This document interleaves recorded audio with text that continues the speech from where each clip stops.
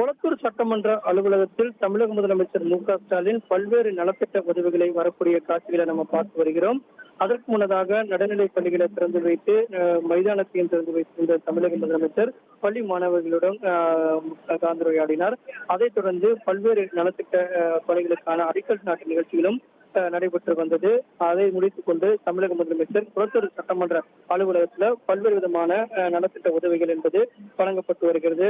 தையல் இயந்திரம், இரு சக்கர வாகனம், 3 சக்கர வாகனம், புத்தாடைகள் உள்ளிட்டவற்றையெல்லாம் நலத்திட்ட உதவிகளாக தமிழக முதலமைச்சர் வழங்கி வருகிறார்.